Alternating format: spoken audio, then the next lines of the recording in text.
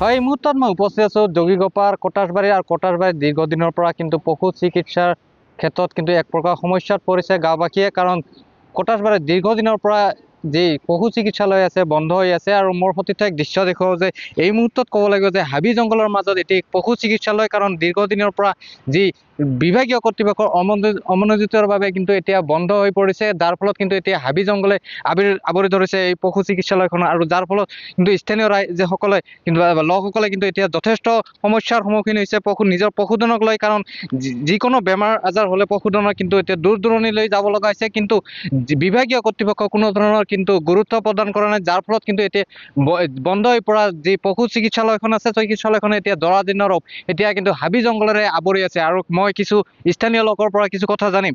আচলতে আপোনালোকৰ যি পশু চিকিৎসালয় এতিয়া হাবি জংঘলে আৱৰি আছে, কিন্তু চৰকাৰ তথা বিভাগীয় কৰ্তৃপক্ষই কোনো ধৰণৰ গুৰুত্ব প্ৰদান কৰা নাই, যাৰ ফলত কিন্তু এতিয়া আপোনালোকৰ বিভিন্ন সমস্যাৰ সন্মুখীন হৈছে পশুধনক লৈ। কি ক'ব আচলতে?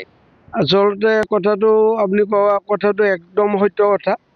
আমাৰ ইয়াত দুটা গাঁও পঞ্চায়ত আছে। দুটা গাঁও পঞ্চায়তৰ প্ৰায় 20,000 মানুহ, আৰু ইয়াৰ 80% মানুহ কৃষিজীৱীসকলে পশুধন চিকিৎসাৰ বাবে এইখন আমাৰ একমাত্ৰ চিকিৎসালয় আছিল। ইয়াৰ 20 কিলোমিটাৰ দূৰত অভয়াপুৰী, ইফালে চলন্তাপাৰা আছে প্ৰায় 12 কিলোমিটাৰ।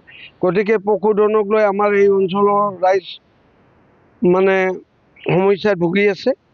আৰু এই পশু চিকিৎসালয়টো উন্নয়ন কৰাৰ কাৰণে আমি কেইবাবাৰো বিভাগীয় কৰ্তৃপক্ষক নিবেদন কৰিছিলোঁ। আজি 8-10 বছৰ ধৰি এনেকৈ পৰি আছে। গতিকে এতিয়া আমাৰ সংশয় আহি গৈছে যে এই মাটিখিনিও বেদখল হৈ যোৱাৰ আমাৰ সম্ভাৱনা হৈছে। একমাত্ৰ কটাছবাৰী গাঁও উন্নয়ন সমিতিখনে ৰক্ষণাবেক্ষণ দি আছে। এইখিনি যথেষ্ট পৰিমাণৰ সমস্যাৰ সন্মুখীন হয়। পশুধনক লৈ সমস্যাৰ সীমা নাই। অকালতে কৃষকসকলে ক্ষীৰতী গাই হেৰুৱাব লগা হয়।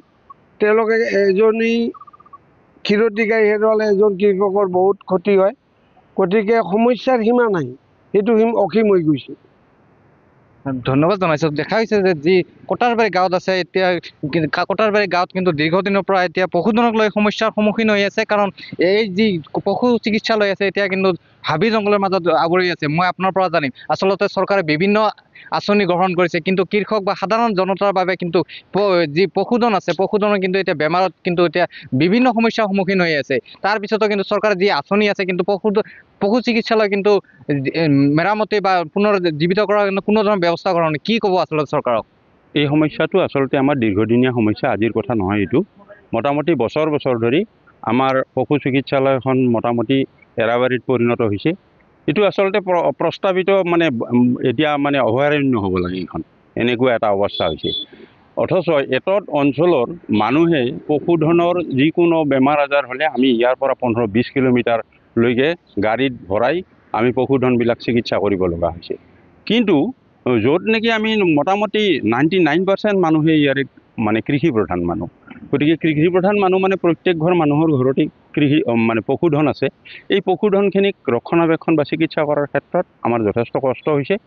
কিন্তু মই নাজানো, এই কথাটোৱেই বুজি নাপাওঁ, চৰকাৰৰ আজি যিটো ঢাক ঢোল বজোৱা দেখা পাওঁ সামাজিক মাধ্যম বা প্ৰচাৰ মাধ্যমত, কিন্তু তাত খালি শাসন আৰু ভাষণটোহে বৰ ভাল লাগে। কিন্তু বাস্তৱত এই চিত্ৰবিলাক দেখিলে বৰ পৰিতাপ লাগে যে আচলতে আমাৰ চৰকাৰখনে এই বস্তুবিলাক দৃষ্টিগোচৰ কৰে না নাই। আমাৰ নেতাকৰ্মীবিলাকক বিভিন্ন দলৰ দেখা পাওঁ, কিন্তু তেওঁলোকে কিহৰ অংকত বা ক'ত দৌৰি থাকে, এই সমস্যাবিলাক কিয় দেখা নাপায়, এই কথাটোৱেই আমি বুজি নাপাওঁ। স্থানীয় বিধায়কক কিন্তু এইবোৰ চকুত পৰা নাই। নহয়, চকুত পৰা নাই মানে তেওঁ নিশ্চয় চকুত পৰিব লাগিছিল। কাৰণ দলীয়ভাৱে বিভিন্ন দলৰ কৰ্মীবিলাক আছে, সেই কৰ্মীবিলাকে নিজৰ অঞ্চলৰ যিবিলাক জ্বলন্ত সমস্যা আছে এই সমস্যাসমূহ নিশ্চয় দাঙি ধৰিব লাগে। আমি এইবিলাক কথা দেখি শুনি অলপ বেয়া লাগে, কিন্তু এইবিলাকৰ কাম কৰিব লাগে। এইবিলাক কাম কৰিলেহে জনমুখী যিবিলাক আঁচনি আছে, যে এই আঁচনিবিলাক ফলপ্ৰসূ হ'লেহে চৰকাৰক মানুহে ভাল পাব। গতিকে আমি বাস্তৱত দেখিছোঁ, এই আজিকালি যিবিলাক কয় যে জনমুখী আঁচনিসমূহ আমাক ঢুকিয়ে পোৱা নাই। কি কাৰণত ঢুকি পোৱা নাই এই কথাটোৱেই বুজি নাপালোঁ।